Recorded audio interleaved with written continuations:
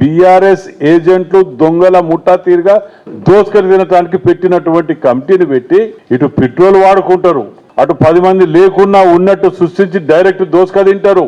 ఈ మెంబర్షిప్ పైసలు తీసుకొచ్చి జమ చేయాలి కదా అకౌంట్లో చెయ్యక వాటిని ఖర్చుల కింద వాడుకొని మేము అకౌంట్లో వేయలేదు, ఖర్చుల కింద జమ చేసుకున్నామని చెప్పి రాసుకుంటారు. మెంబర్షిప్ అమౌంట్ అనేది అకౌంట్లో వేసి అకౌంట్ నుంచి ఖర్చు రాయాలి.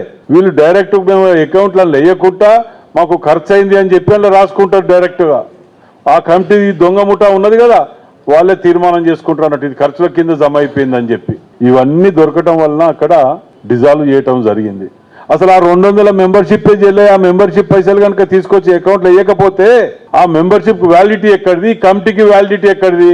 ఇలా 51 కింద నోటీస్ ఇచ్చి డిజాల్వ్ చేసి ఆ అమౌంట్స్ అన్ని దొంగల దగ్గర రికవరీ చేయాలని చెప్పి దాన్ని డిజాల్వ్ చేయటం జరిగింది. అంటే వీళ్ళ యొక్క ఆలోచన విధానం దోపిడి దొంగే దొర అనే విధంగా దొంగ అనుకుంటా ఊరుకుంటూ తిరుగుతున్నాడు. ఇక నిన్న కూడా రెచ్చగొడుతున్నాడు. నిన్న కాడికి పోయి ఎక్కడ లేదు, ఇక దిక్కు దివానా లేదు, ఎంబటి ఎవరు వస్తాను లేరు, ఎవరు చూడు విమర్శించటం, నువ్వు ఏం చేసినావు ఇన్నేళ్ళు, నీ యొక్క 15 ఏళ్ల చరిత్రలో నేను ఇది చేసినా అని చెప్పుకోవటానికి నీకేమైనా ఉన్నదా? ఒక్కటి చూపి, నువ్వు చేసిన దొంగతనాలు 100 చూపిస్తాను. నేను గడికోటి చెప్తున్నా మీ ముందు పెట్టి, మాడవీధులది 30 కోట్ల రూపాయలు నేను శాంక్షన్ చేసుకొని ఫైనాన్స్ క్లియరెన్స్ చేసుకొని అన్ని తీసుకొచ్చిన ఇవాళ. మరి గతంలో 2008 11 నువ్వు ఎమ్మెల్యే ఉన్నావు కదా, 2014 తర్వాత ఈ మాడవీధులకు ఇట్లయితే బాగుంటుందని ఏర్పాటు చేసి కూలగొట్టి చేయడానికి ప్రయత్నం చేసింది నువ్వు కాదా? దాన్ని అక్కడ మాడవీధులకు ఈ అడ్డం వస్తున్నటువంటి ఈ గుడిసెవాసులని తొలగించాలి అని చెప్పి అప్పుడు ప్రయత్నం చేస్తే అంబేద్కర్ గారి స్టాచ్యూ పెట్టుకొని అక్కడ అడ్డం తిరిగి వ్యతిరేకించింది నువ్వు చేసినప్పుడు కాదా? సిగ్గుసరం లేకుండా ఇవాళ కులాన్ని అడ్డం పెట్టుకొని చెప్పి అక్కడికి పోయి వాళ్ళని రెచ్చగొడుతున్నావా? ఇంకా ఎంతమంది అమాయకులని కులాల పేరుతోటి మోసాలు చేసుకుంటూ బతుకుతావు ఇట్లా? ఇవాళ నువ్వు అక్కడికి పోయి వాళ్ళని రెచ్చగొట్టి గ్యాస్ పోసుకోండి, మీరు ఇది చేసుకోండి, ఇట్లా చేసుకుంటూ ఆగుతుంది, నేను కేటీఆర్ని పట్టుకొస్తా, ఇవన్నీ మీరు చేస్తే ఇదా నీ బతుకు?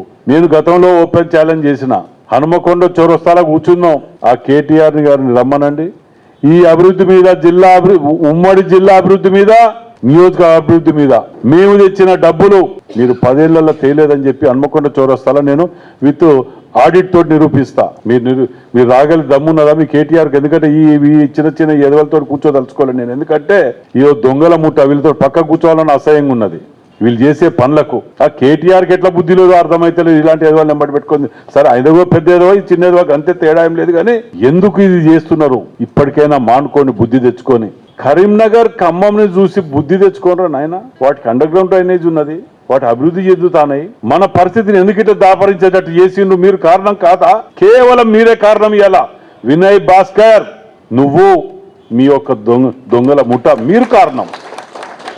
అభివృద్ధి చేయకుండా అభివృద్ధి నిరోధకులు మీరు, యాంటీ సోషల్ ఎలిమెంట్స్ మీరు. మిమ్మల్ని ఈ యొక్క జిల్లా నుంచి బహిష్కరించాలి. అరే ఎవరన్నా 90% పనిచేసి 10% తిన్నారంటే అర్థం ఉన్నది ఏదైనా ఉంటే.